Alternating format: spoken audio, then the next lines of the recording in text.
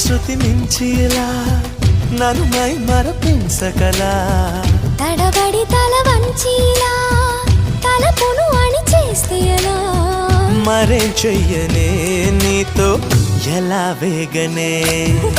నన్ను దాటి వెళ్ళలేవు నిన్ను నువ్వు దాచలేవు ఏమి చెయ్యనయ్యో రామా